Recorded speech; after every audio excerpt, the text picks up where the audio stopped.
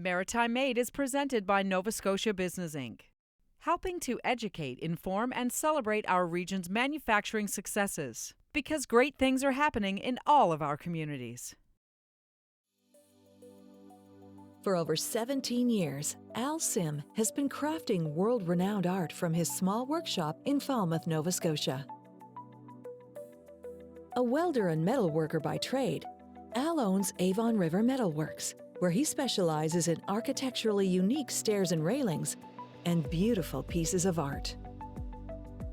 His artwork includes the Canada Gate, an ornate piece of metalwork commemorating the Battle of Passchendaele, fought 100 years ago in Belgium. Today, the artist is building a life-size great blue heron. The heron is built almost completely from recycled steel from the local community. The most time-consuming aspect of this build is the feathers. Each heron consists of hundreds of handmade feathers. In this case, they're being cut from an old steel oil drum.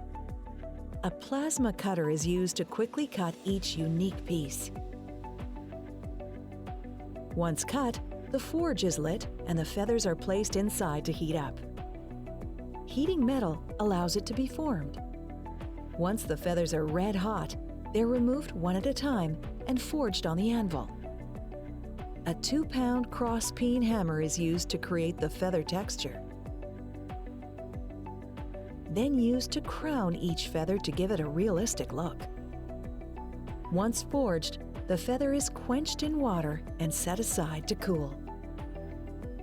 4 triangular thigh pieces, also from the oil tank, are made in the same way, but are curved on the forge for welding later. Next, 4 square rods cut to the required length are placed in the forge to heat. These pieces will form the legs of the heron, and once heated, they're placed one at a time on the power hammer. The power hammer uses an electric motor and flywheels to hammer the red-hot steel using great amounts of force, saving the artist's arms from the strain of repetitive hammering. Each leg piece is hammered randomly to give the look and feel of a real heron's leg. The rods are straightened by hand on the anvil, then quenched in water and set aside to cool. The base of each heron comes from an old field tilling attachment from a local farm. The disc is first cleaned of rust so the legs can be attached, and the artist can attach the grounding clamp for the welding machine. First, 2 leg pieces are welded together, slightly bent to represent the heron's natural stance. Extra welding material is used to simulate the larger knee joint. Once the legs are complete, they're tacked to the base, taking care to match the natural stance of a heron.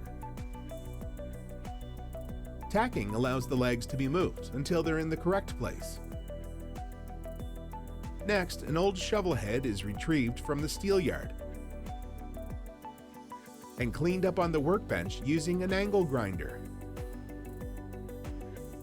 The shovel head is then attached to the top of the legs. This will form the body of the heron. Now the general form is complete, the triangular thigh pieces are welded to the top of each leg. Each piece is cut to fit, manipulated by eye, and then welded into place.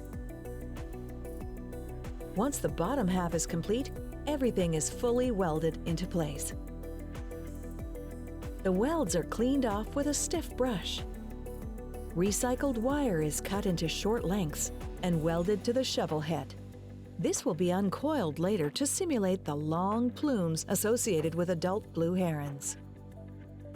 The neck of the shovel head is finally removed, and the rough edges are ground smooth. This is where the neck will be made.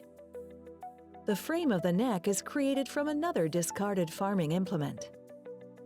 An old spring-tooth harrow is used as it's already curved and looks like an outstretched neck. Sometimes the harrow is heated and shaped, but in this case, it fits perfectly without any additional work. The artist lines it up with the shovel head and welds it into place. The head is cut from a solid piece of steel.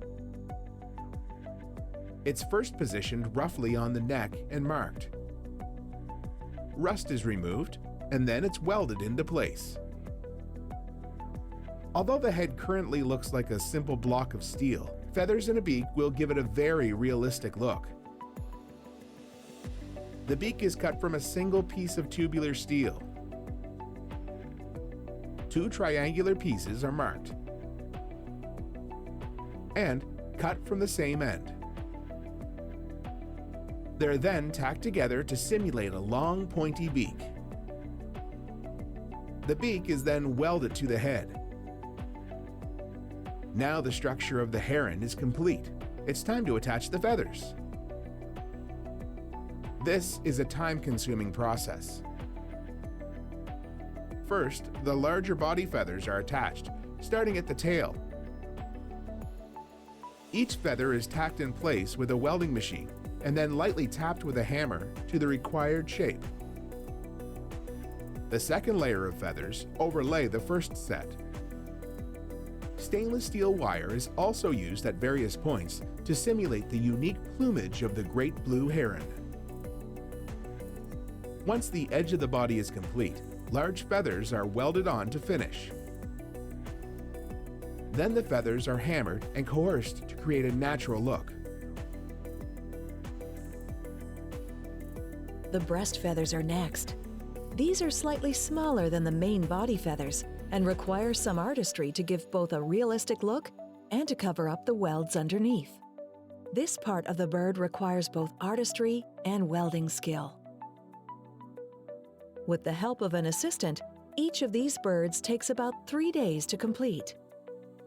Now the bird's body is complete, it's time to attach the neck feathers. These are smaller than the body feathers and are welded into place in layers. Each feather is welded and shaped to look as natural as possible, with more wire added here and there. Once everything is complete, the wires are unwound by hand and give the natural look of the great blue heron's adult plumage. Once complete, the entire bird is covered in multiple coats of automotive clear coat, so it will last outside for many years to come.